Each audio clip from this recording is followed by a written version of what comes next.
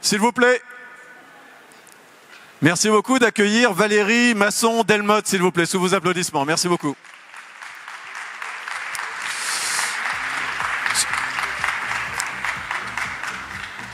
Vice-présidente du groupe 1 du GIEC. Il y a 3 groupes au GIEC. Vous allez nous rappeler ces 3 groupes et quel est le groupe 1, s'il vous plaît. On a beaucoup de chance et c'est un grand honneur de vous accueillir parce que c'est extrêmement important de rappeler ces liens entre biodiversité, climat, économie circulaire, biomimétisme, etc. Arrêtons de penser en clan et en thématique, tout ça est évidemment lié.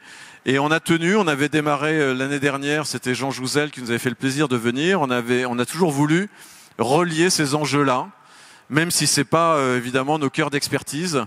Donc merci beaucoup de nous rappeler, comme vous devez le faire 25 fois par jour, de nous rappeler nos enjeux, de nous reparler de notre futur et de terminer sur, je crois, 2 exemples que vous trouvez intéressants en matière de stratégie urbaine pour lutter ou s'adapter. On parle beaucoup d'adaptation dans le vivant, au dérèglement, au changement climatique, au réchauffement, comme vous voulez. Vous voulez vous asseoir ou vous pouvez rester debout, vous avez une zapette là-bas. Merci beaucoup. Valérie Masson-Delmotte, s'il vous plaît. Merci beaucoup. Bonjour, et donc merci de cette invitation à venir échanger avec vous. Donc je vais demander que mes diapos soient sur l'écran. Et ce que je souhaite faire, bien sûr, c'est parler changement climatique, mais aussi intersection changement climatique et biodiversité. Vous avez une représentation d'un climatologue britannique, Ed Hawkins, de l'évolution de la température à la surface de la Terre. Il réfléchit à comment on peut mieux communiquer visuellement des informations scientifiques de sorte qu'elles soient intuitives. Une année, une barre, bleu, froid, rouge, chaud.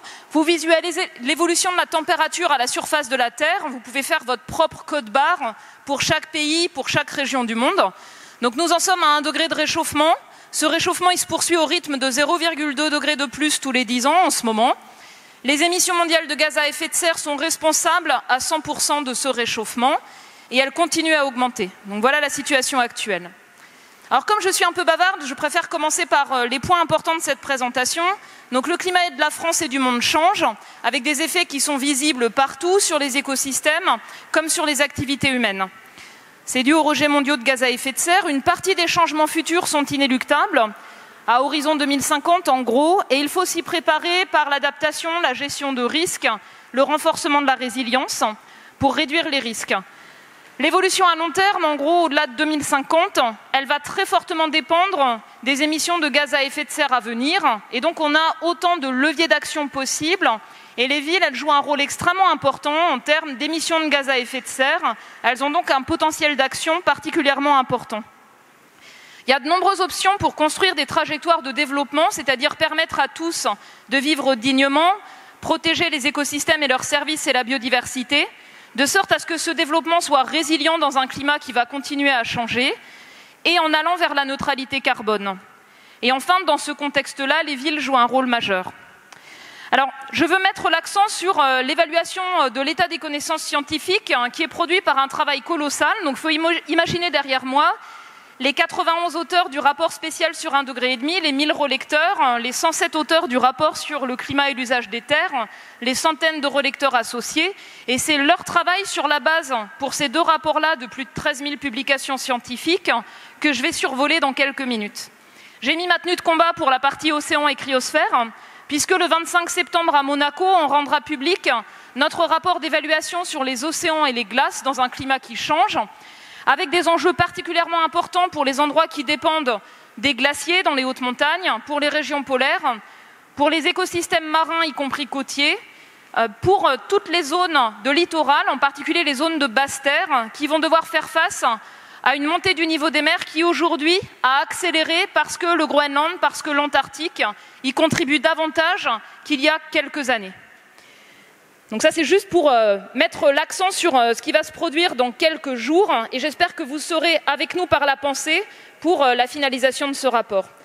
Et puis on aura une deuxième série de rapports beaucoup plus détaillés, beaucoup plus complets, sur les bases physiques du changement climatique en avril 2021 avec un accent mis sur l'information climatique régionale, les événements extrêmes, avec un atlas interactif pour mettre à votre disposition l'information scientifique pertinente pour éclairer vos choix.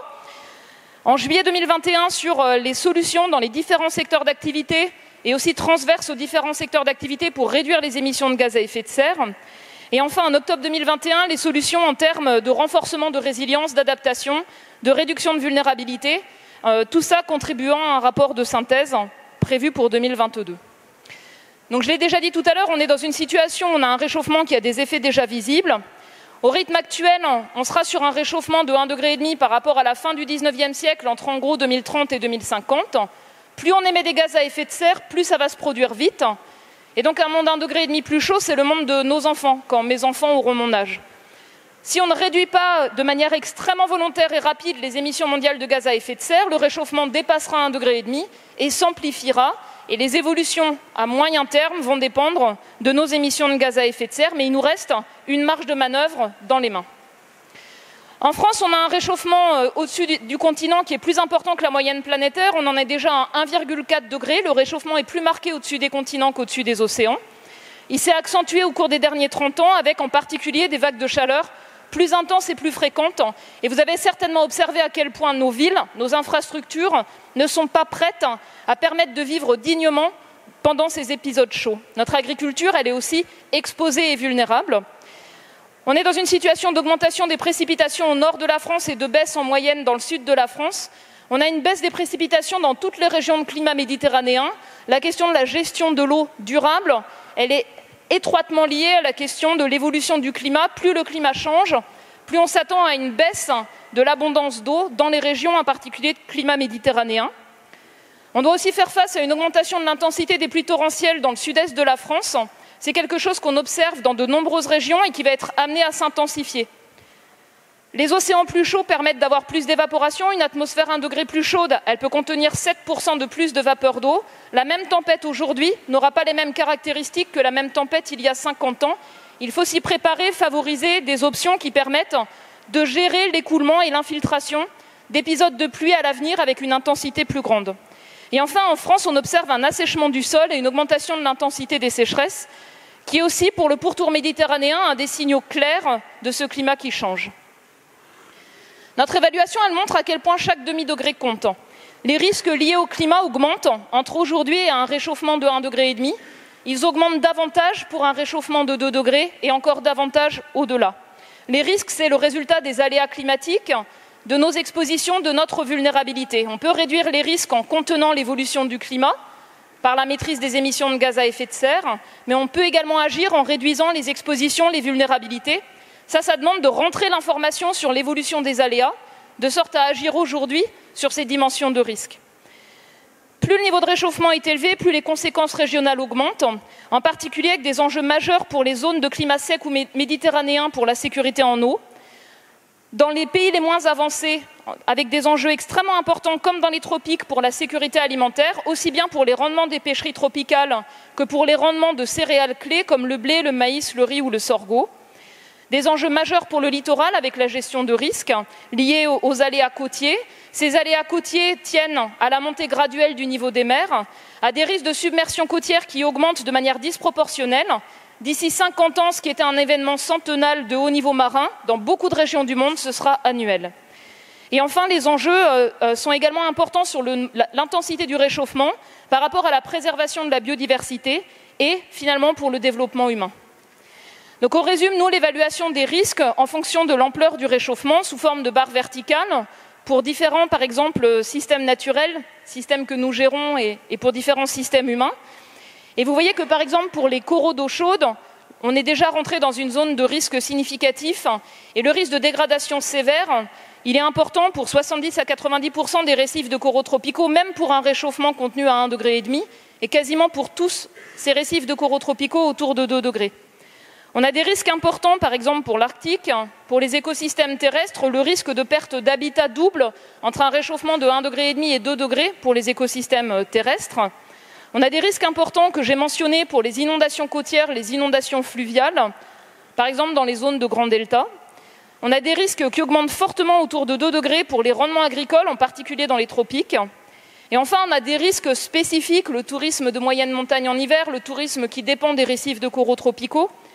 Et des risques sanitaires, ils ne sont représentés ici que pour les enjeux liés aux vagues de chaleur, en particulier les limites physiologiques pour vivre dans de bonnes conditions, dans des conditions d'humidité et de température qui changent dans les villes, puisqu'elles amplifient l'ampleur des vagues de chaleur. Pour la France, on doit s'attendre à une poursuite du réchauffement à horizon 2050. Si on ne maîtrise pas les émissions de gaz à effet de serre, ça peut être 4 degrés par rapport au début du XXe siècle, d'ici à la fin de ce siècle.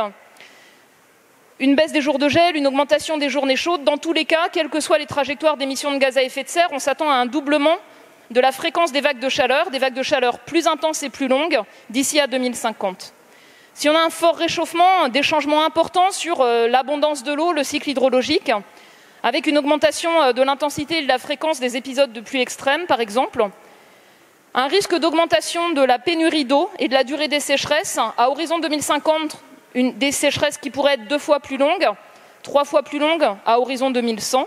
Donc des enjeux extrêmement importants sur la gestion de l'eau et également la gestion des risques d'incendie qui augmentent avec le niveau de réchauffement. Le littoral français, 27%, est aujourd'hui en érosion. Il est particulièrement exposé par rapport aux enjeux de montée du niveau des mers et au risque de submersion côtière. Il y a différentes options de réponse, des options dures et des options souples, où on fait avec les écosystèmes, où on permet de stocker du carbone par les écosystèmes côtiers, on les utilise, on les préserve. Il y a de nombreuses valeurs ajoutées, ça demande de penser autrement la protection côtière. Il y a des enjeux également pour la montagne, avec le recul de l'enneigement et la diminution des glaciers en France, comme dans toutes les régions de montagne. En termes d'émissions de gaz à effet de serre, dans le monde, c'est 42 milliards de tonnes de CO2 qu'on met dans l'atmosphère chaque année. Il y a un effet cumulatif. L'évolution de la température à venir va dépendre de la somme des émissions passées, présentes et futures de dioxyde de carbone. Plus on tarde à agir, plus inéluctablement on aura un réchauffement élevé. Et plus, si on veut contenir le réchauffement à un niveau bas, il faudra agir davantage avec des options qui peuvent être plus risquées. Par exemple, l'idée qu'à grande échelle, à l'avenir, on aura des options permettant d'éliminer le CO2 de l'atmosphère et de le stocker de manière durable. Théoriquement, c'est envisageable. Dans la pratique, c'est par exemple une pression supplémentaire sur l'utilisation des terres, si on utilise à grande échelle des terres pour produire de la biomasse pour l'énergie et ensuite capter et stocker les émissions de CO2. Donc ça pose la question à la fois de l'action par rapport au climat, mais de la pression sur l'usage des terres de manière intégrée. Pour contenir le réchauffement à un niveau bas, autour de 1,5 degré, il faut que les émissions mondiales de CO2 elles soient divisées par 2 à horizon 2030 et net zéro à horizon 2050. Si on veut contenir le réchauffement largement en dessous de 2 degrés, c'est 1/4 de moins à horizon 2030, net zéro à horizon 2070. Donc c'est vraiment le défi de notre génération et on ne peut pas se permettre d'attendre. Si on attend, ça veut dire qu'on augmente le fardeau pour les jeunes générations d'aujourd'hui à s'adapter à un climat qui changera plus, à agir de manière plus brutale ou plus risquée. Et enfin, on peut agir sur les autres facteurs de réchauffement que le dioxyde de carbone. Si on agit sur les émissions de méthane, si on agit sur les émissions de particules, là on peut avoir aussi des effets plus directs, plus rapides sur le climat, mais également des effets très positifs en matière de qualité de l'air et de santé publique. Tout ça demande en fait des transitions sans précédent, des transitions dans tous les grands systèmes, décarboner la production d'électricité, décarboner les transports, électrifier tous les usages finaux de l'énergie, sortir des énergies fossiles le plus vite possible en éliminant le charbon dans le monde le plus vite possible. Ça demande de transformer notre usage des terres pour préserver les écosystèmes et les services qui nous rendent, en particulier pour la résilience et pour stocker du carbone. Ça demande à transformer les villes avec l'économie circulaire, l'efficacité énergétique, toutes les formes de mobilité autres que la voiture individuelle, avec un potentiel d'action qui est extrêmement important. Ça demande de transformer l'industrie avec l'économie circulaire, l'efficacité énergétique. Et tout ça demande une réorientation majeure des investissements, sortir les investissements des énergies fossiles et les multiplier d'un facteur 5 à 6 vers les solutions bas carbone. Il y a un enjeu majeur autour des financements pour l'adaptation. Et enfin, ça demande de sortir d'une pensée en silo où on sépare adaptation et atténuation, d'avoir une approche systémique en intégrant ces différentes dimensions et mettre en place les infrastructures qui vont permettre ces transformations. Et ces transformations, ce n'est pas simplement une histoire de grands systèmes qui changent, c'est aussi une histoire de mode de vie, de style de vie, de maîtrise de la demande. Parce que si la demande mondiale en énergie, en matériaux non renouvelables ou en alimentation qui exerce une pression sur les terres et qui émet des gaz à effet de serre continue à augmenter, on n'arrivera pas à transformer les systèmes de production suffisamment vite. Et enfin, chaque choix compte. Chaque choix compte pour construire des transitions éthiques et justes où on considère le climat, la biodiversité, la lutte contre l'extrême pauvreté, contre la faim, d'une manière intégrée. Tout ça, en fait, demande de réfléchir, de construire un ensemble bien choisi de mesures qui permettent de s'adapter, de réduire les émissions de gaz à effet de serre, en prenant en compte finalement l'ensemble des objectifs d'un développement soutenable, de sorte à ne laisser personne derrière. Ça veut dire protéger les plus vulnérables, ça veut dire également prendre en compte ceux qui seront les plus vulnérables sur ces politiques, avec des mécanismes de compensation pour ne pas que le poids de la transformation pèse de manière disproportionnelle sur certains. Alors il y a des choses qui sont gagnant-gagnant, les bénéfices les plus larges, c'est si on maîtrise la demande, donc une sobriété en énergie, une sobriété en matériaux non renouvelables, et enfin une sobriété sur les choix alimentaires, en particulier moins de viande et moins de produits laitiers. Il y a des enjeux de faisabilité, décloisonner, coopérer, le besoin d'une gouvernance claire à différentes échelles, de la communauté, la ville, la région, l'État, pour nous l'Europe et au niveau international. Il y a des enjeux d'innovation frugale, d'innovation sociale et d'innovation technologique. Et puis j'ai déjà mentionné la mobilisation des financements, mais aussi l'éducation et la formation qui sont essentielles. Le dernier rapport qu'on a rendu au mois d'août, il porte sur le climat et l'utilisation des terres. On montre en fait qu'il y a des risques qui sont liés au processus de changement des terres induit par le réchauffement climatique. Et vous voyez que là, on explore toute la gamme de réchauffement plausible. D'ici à la fin de ce siècle, on ne s'arrête pas entre 1,5 degré et 2 degrés. Donc des risques extrêmement importants de pénurie d'eau dans les régions arides qui augmentent pour un réchauffement au-dessus d'1,5 degré. Des risques importants de perte de végétation, des risques extrêmement importants d'intensification des feux de forêt, des saisons plus longues, en particulier pour le pourtour de la Méditerranée, des risques liés à la dégradation des sols gelés qui vont toucher toutes les infrastructures de l'Arctique, avec des points d'interrogation sur les rétroactions en termes d'émissions de gaz à effet de serre dans un climat qui change. J'ai déjà mentionné les enjeux de sécurité alimentaire, ils sont majeurs, aussi bien pour les rendements des cultures tropicales que pour le risque de difficultés d'approvisionnement alimentaire. Donc on exerce une pression humaine croissante sur les terres émergées. On occupe 70% des terres pour nos villes, nos mines, nos cultures. Un quart sont dégradés. On a 500 millions de personnes qui sont déjà dans des zones affectées par la désertification. On a une dégradation généralisée des écosystèmes et une perte de biodiversité. Notre pression sur les terres, elle augmente. Pression sur les terres pour nourrir une population qui grandit, une pression pour produire l'énergie de la biomasse, une pression pour stocker du carbone et une pression pour préserver les écosystèmes et la biodiversité. Il y a un enjeu particulièrement important sur l'artificialisation des terres, en France comme ailleurs. On est également sur un système alimentaire non soutenable. Il émet aujourd'hui 30% des gaz à effet de serre dans le monde. Et pourtant, on a 800 millions de personnes mal nourries et 2 milliards de personnes en surpoids ou obèses. On a un système alimentaire qui est vulnérable, je l'ai montré tout à l'heure, par rapport au changement climatique. Et on a de nombreuses solutions qui permettent de le transformer. Et l'échelle des villes, c'est une échelle importante. C'est une échelle sur l'approvisionnement, sur les modes de vie, sur la consommation. Agir pour éliminer les pertes et le gaspillage alimentaire, c'est hyper important. Transformer notre gestion des terres pour aller vers une gestion durable des terres avec une intensification soutenable pour réduire la pression sur les terres.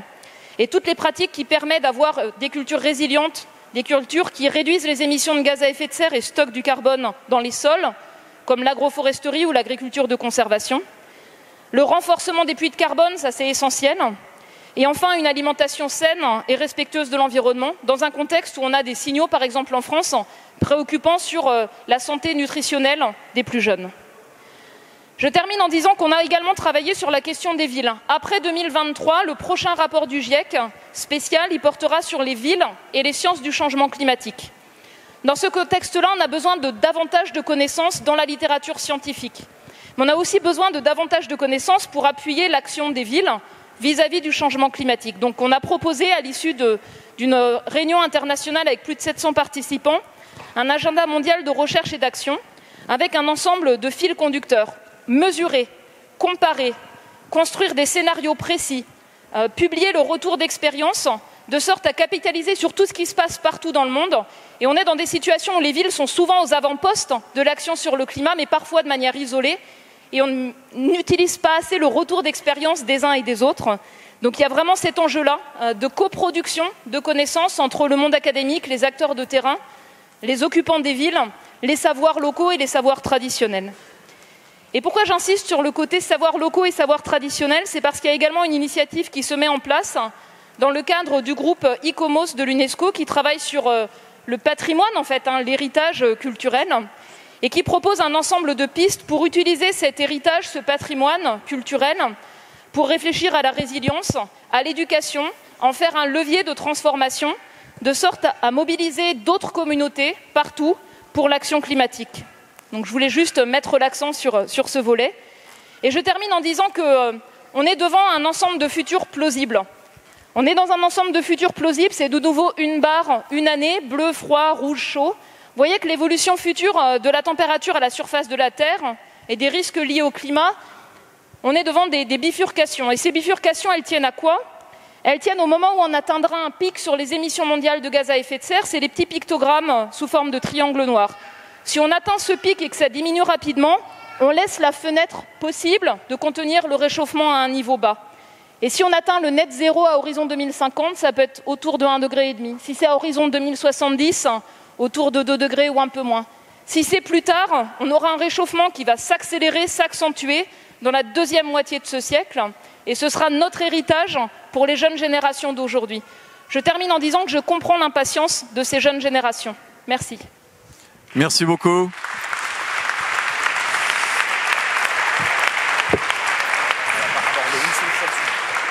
Merci beaucoup. On a noté l'appel à contribution sur les retours d'expérience. Je pense que, quelles que soient vos professions, compte tenu de vos activités liées aux villes et aux aménagements, contribuez à cet appel. On peut prendre une question de la salle. Je sais qu'il y a un micro pour profiter de votre présence. Il y a un micro là, vous voyez, sur votre droite. On peut prendre une ou deux questions rapides. Questions pas courtes. Est-ce que je peux faire un sondage? Qui parmi vous a lu le résumé pour décideurs du rapport sur 1,5 degré? Celui sur l'utilisation des terres. Alors, bonne nouvelle, il vient d'être traduit par un collectif de citoyens en français sur un site wiki. Et il y a également eu une adaptation du rapport 1.5 pour les décideurs urbains qui a été fait par les organisations de grandes villes. Est-ce que vous en avez pris connaissance, par curiosité? Donc ça se trouve sur le site du C40 et autres. C'est Urban Decision Makers sur 1,5 degré. Voilà, donc j'espère qu'on arrivera à décloisonner aussi de cette manière-là. Oui. C'est pas nous qui le faisons, c'est d'autres relais. Et c'est important d'avoir cette appropriation. Et chaque demi-degré compte. Je me souviens de cette grande conclusion du rapport. Donc effectivement, partageons les expériences. Pas de questions? On avance. L'impact des villes, évidemment, a été rappelé. Si une question rapide, s'il te plaît. Oui. J'ai aussi noté des impacts positifs dans l'adaptation au changement et dans les politiques des villes. Donc il faut aussi profiter de ça. Oui. Ça marche. Dans les modèles du GIEC, est-ce que vous prenez en compte les effets de seuil? Alors en fait, les effets métastables? Alors on le prend en compte sur une base physique, c'est-à-dire que nos modèles d'atmosphère, d'océan, de végétation, de glace ont une base physique. Certains de ces modèles présentent des effets de seuil. C'est quelque chose qu'on évalue et qu'on rapporte sur la base de ces simulations. Parce que ça risque Mais les effets de seuil, ce n'est pas que dans le climat et son fonctionnement, c'est aussi en fait par rapport aux tolérances des sociétés, à leur résilience.